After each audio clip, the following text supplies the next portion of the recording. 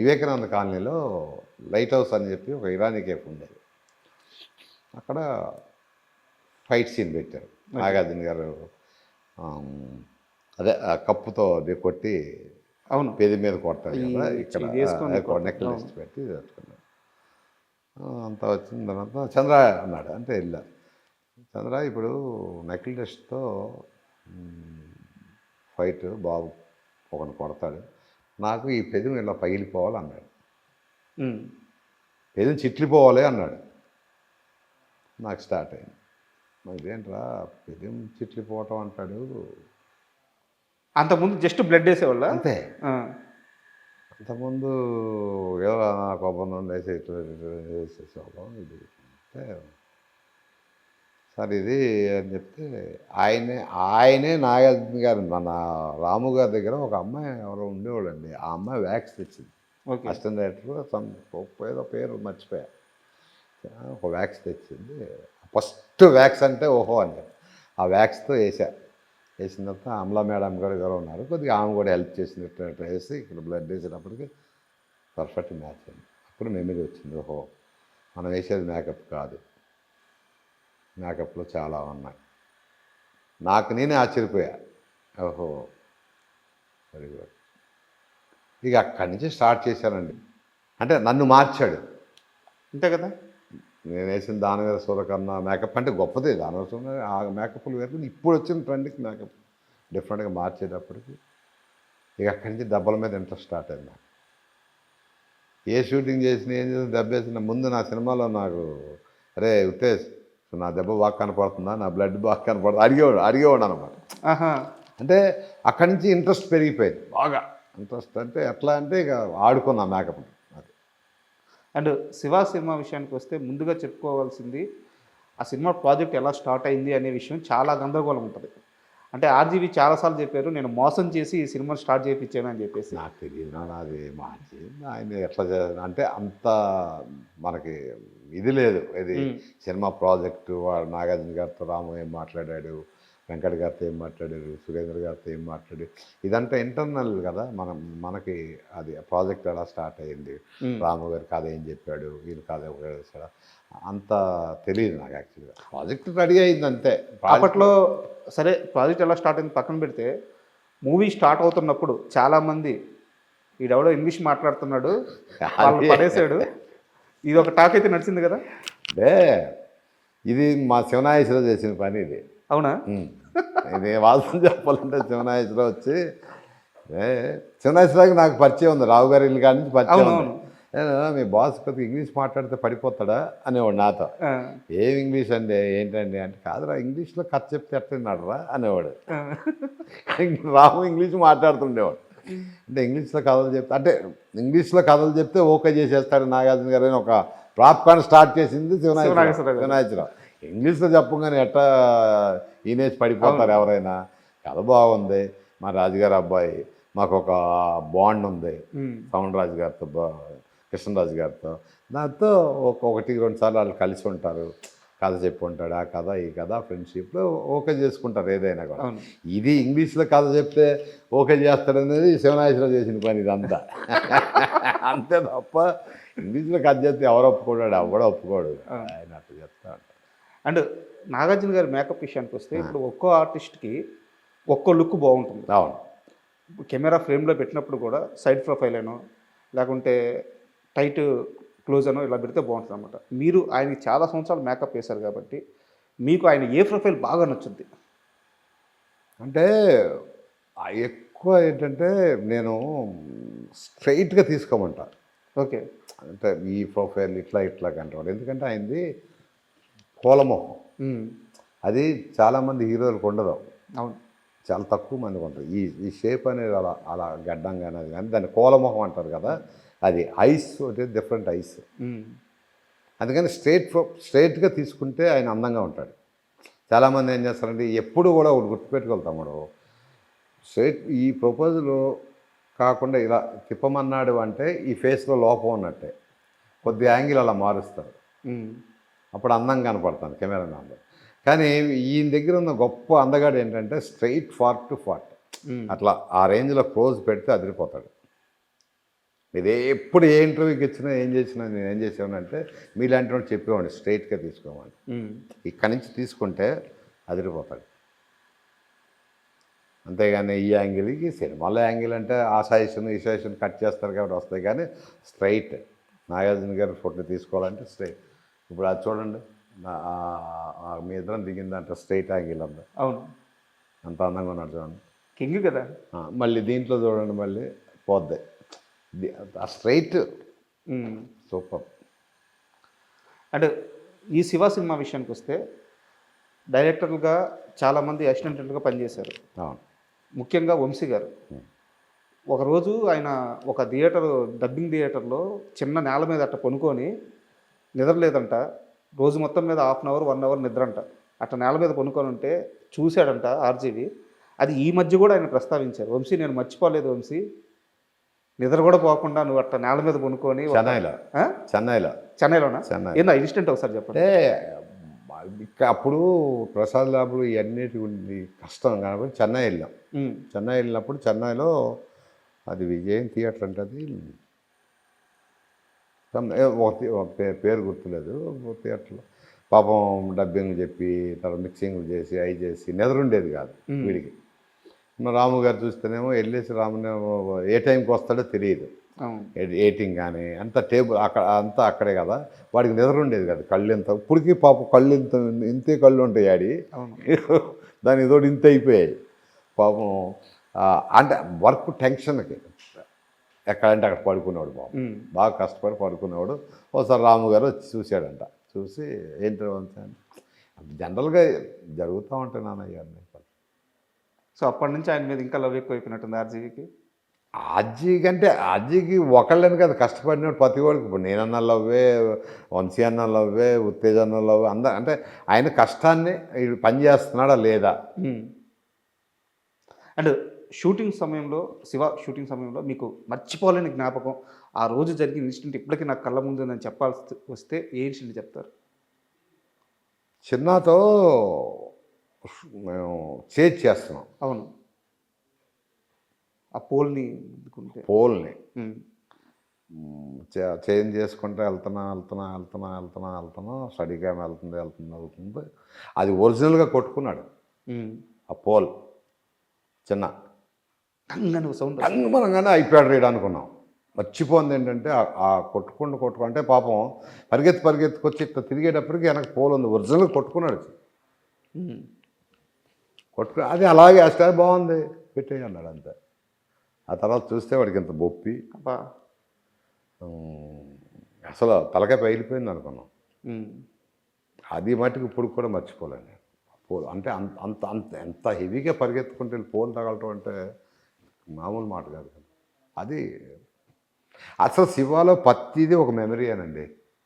ఇదే కాదు, పరిగెత్తుకుంటే అంత పరిగెత్తుకుంటుంటే పక్కన ఒకడొచ్చి కత్తిస్తే ఈయన నరుకుతాడు. మేమేమనుకుంటున్నాం అంటే పరిగెత్తుకొచ్చిన నరుకుతాడు అనుకోండి ఎక్స్పెక్ట్ చేస్తాం థ్రిల్. ఓకే, ఇప్పుడు నువ్వు రౌడీలు పరిగెత్తుకుంటూ వస్తున్నప్పుడు ఒకటి చేతిలో కత్తి ఉంది, వాడే వేసేస్తాడు అనుకొని ఎక్స్పెక్ట్ చేస్తున్నాం. అది వచ్చాగానే ఇంకోటి కత్తి అడుగుతాడు వెళ్ళి. అంటే ఇట్లా మాకు కూడా ఏమిటంటే మేము అనుకున్న దానికంటే స్పాట్లోనే కొన్ని విచిత్రమైన పనులు జరిగాయి, ఆశ్చర్యంగా ఉండేవి. అంతే కదా. ఇప్పుడు పరిగెత్తుకుంటూ వచ్చేసి ఇప్పుడు కూడా ఎవడో కత్తి పట్టుకుంటే ఆడే వేసేస్తాడు అనుకుంటాం, కానీ ఆయన పక్కన ఈడేసేస్తాడు అనేది శుభలాక్ సుధాకర్. అవునవును, అదొక హైలైట్ షాట్ అది. అండ్ ఆ సమయానికే మీకు నాగార్జున గారు బాగా క్లోజ్ కాబట్టి అమలా గారితో ఆ సినిమా షూటింగ్ టైంలోనే వారిద్దరు ప్రేమలో ఉన్నారా, లేకుంటే అవి పర్సనల్ అన్నీ అసలు ఆ జోడికి వెళ్ళొద్దు, అవి అడగద్దు. శివ గురించి అడుగు, మెల్లిగా నువ్వు అవన్నీ లాగద్దు, కానీ శివ గురించి అడుగు అంతే. అండ్ శివ షూటింగ్ జరుగుతున్నంతసేపు నాగార్జున గారి మైండ్ సెట్ ఎలా ఉండేది? అంటే మీరు ఏం చెప్పేవారు? నాగార్జున గారి మైండ్ సెట్ అప్పుడు మాలో కలిసిపోయాడు అంతే. హీరోలాగా ఉండేవాడు కాదు ఆయన. అంటే జనరల్గా ఎందుకంటే ఆయన అందరూ ఇప్పుడు మిగతా హీరోలాగా వచ్చి హీరోలా నడిచి మేము కూర్చుంటే రాకూడదు అలా ఉండేది కాదు. ఇప్పటికీ అలాగే ఉంటాడు ఆయన, తెలుసు మనలో ఒకడుగానే ఉంటాడు. అంటే ఈ మూవీ ఇలా వస్తుంది చంద్ర, నాకు కొంచెం నమ్మకం వస్తుంది ఇలా- అవన్నీ మాకు ఉండే కాదండి. నమ్మకం వస్తుంది, నమ్మకం లేదు. సినిమా తీసేటప్పుడు మేము మా సినిమాలు తీసుకుంటాం వెళ్ళిపోతాం. ఉమ్, అయితే మన మద్రాసు ఆఫీస్ ఉండేది, అన్నపూర్ణ స్టూడియో ఆఫీసులో. బుర్రా కేవ్లో చేసాం ఒక సాంగ్. అవును.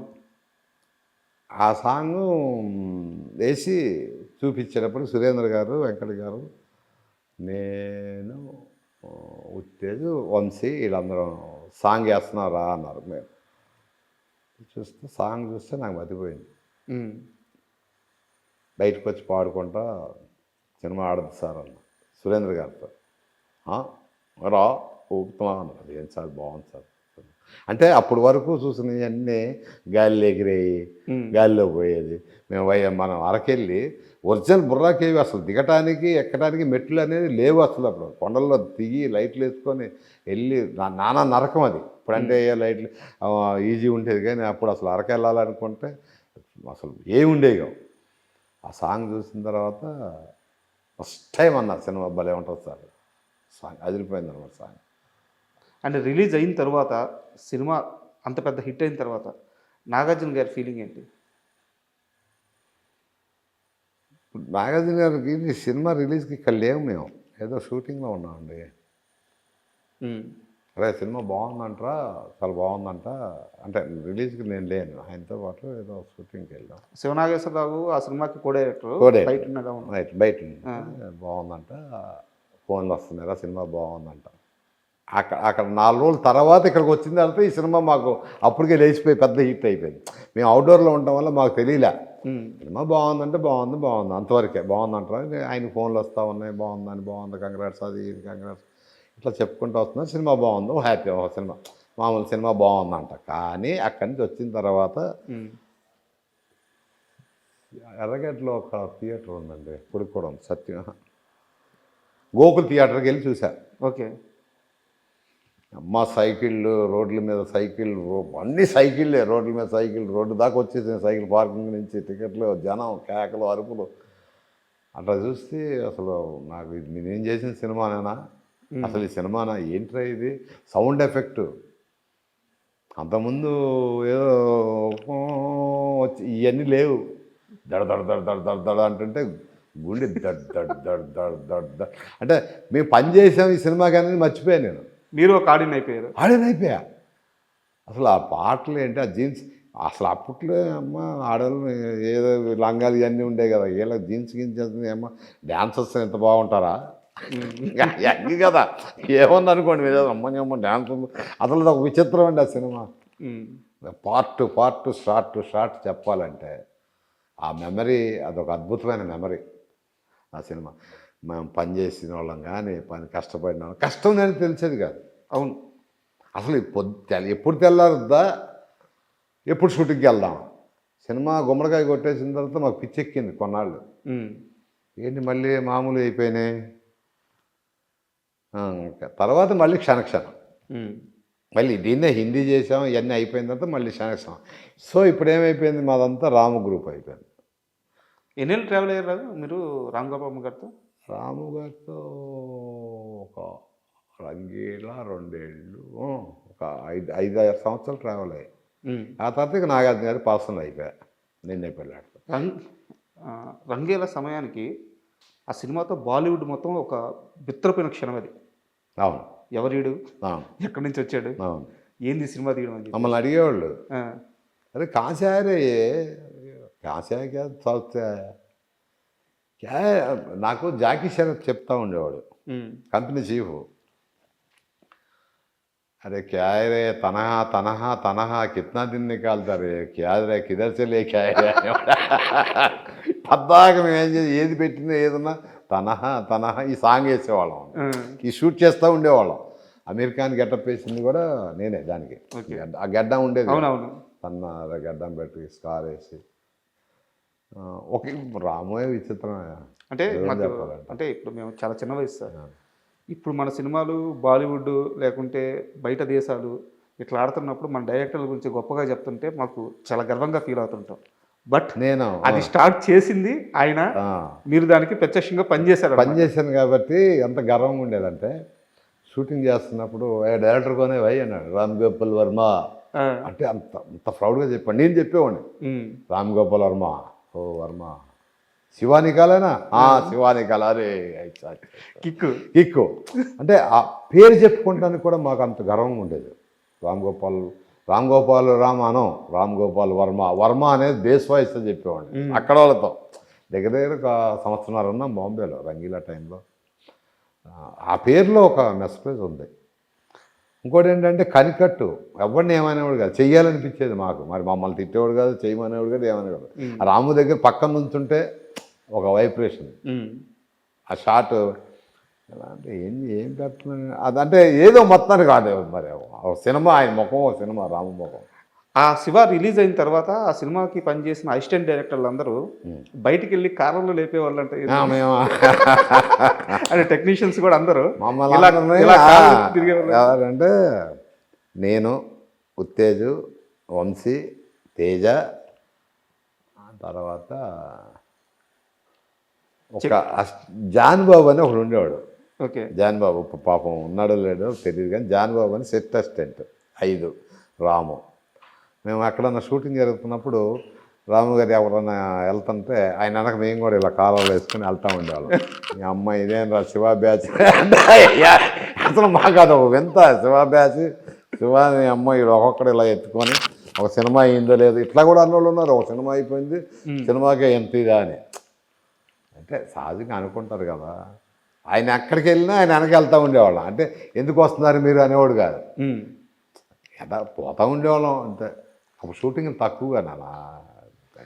అండ్ శివ బ్యాచ్ అనేవాళ్ళు మమ్మల్ని, శివ బ్యాచ్, జేడీ కానీ నేను కానీ. అసలు అది చెప్తే ఇప్పుడు కూడా ఆనందం చూడ ఎలా వస్తుందంటే కళ్ళ ఉండి అది ఇది ఒక మీ మొహం వెలిగిపోతుంది. అది అసలు అది వేరు. క్రికెట్ మధ్య బ్రేక్ టైంలో క్రికెట్ ఆడేవాళ్ళం, చక్కటి ఫుడ్డు, జనాల్ని కానీ అది కానీ అసలు అది లేదండి. అలాంటిది ఇప్పుడు కష్టం. శివ తర్వాత జేడీ చక్రవర్తి స్థాయి చాలా పీక్స్కి వెళ్ళిపోయింది. అయితే జేడీ చక్రవర్తితో మీకు మాత్రం చాలా పర్సనల్గా కొన్ని అనుభవాలు ఉన్నాయి, ఇప్పుడు దాకా ఎవరికి చెప్పలేదు అని తెలిసింది. చెప్పంది ఏంటంటే జేడీ తర్వాత నేటి సిద్ధార్థ కదా, నేటి సిద్ధార్థ చేస్తున్నాడు. మేమంతా ఒకే హోటల్లో ఉన్నాం చెన్నైలో. నేను ఏదో షూటింగ్కి వెళ్ళాను, వాడు నేటి సిద్ధార్థకి దేనికి వచ్చాడు. అందరం ప్యాక్ ఆడుతున్నాం. ఓకే, ఎవరెవరు? మా బ్యాచ్ ఏదో, నా దగ్గర డబ్బులు లేవు. సరే ఎవరున్నాడు పక్కనంటే జేడీ ఉన్నాడు. వెళ్ళా, అరే ఇద్దరా జేడీ, ఒక 500 కావాలి. 500 అంటే చాలా ఎక్కువ కదా. ఎక్కువ. నేను ఇవ్వను రా అన్నాడు. రే ఫస్ట్ మేకప్ వేసిందా నేను రా, నీకు చెప్పిందా నేను రా, నువ్వు బాగుంటావని చెప్పింది నేను రా, 500 ఇవ్వటానికి ఏమైందిరా, ఏదో ఇవ్వరా. ఆడు ఎంత పిసినాసాడు అంటే ఇప్పటికీ పిసినాసాడు. ఆడు జేడీ డబ్బులు తీయడు, అవసరం అనుకుంటే తీస్తాడు, అది తీయడు. నేను ఏమన్నా రా చెప్తే మటుకు ఇవ్వాలా, ఏదరా ఇవ్వరా, మళ్ళీ నేను బొట్టు పెడితే అందరు పైకి వచ్చినా లేరా, నువ్వు అని చెప్పి మొత్తానికి 500 తీసుకున్నాను. ఇప్పుడు వరకు ఆడ 500 ఇవ్వలేదు. నాకు అప్పుడప్పుడు చూసినప్పుడల్లా గుర్తొస్తుంది, జేడీ గారికి 500 ఇవ్వాలి. మనం అడుగుతుంటాడా, మర్చిపోయాడు. ఇప్పుడు చూస్తే అడుగుతాడేమాడే. అది నా పర్సనల్. అంటే చెప్పలేం కానీ ఆ సిచ్యువేషన్ ఏంటంటే 500 గురించి వాడిని బతిమాలటం, ఆయన బ్లాక్మెయిల్ చేయటం. నేను మేకప్ చేశాను, బొట్టు పెట్టాను, నువ్వు కానీ నాకు ఇవ్వలేదనుకో మళ్ళీ బొట్టు చెడిపేస్తాను అంటే అట్లా బ్లాక్. ఇప్పుడు ఇవన్నీ మెమరీస్ ఇవన్నీ అంతే తప్ప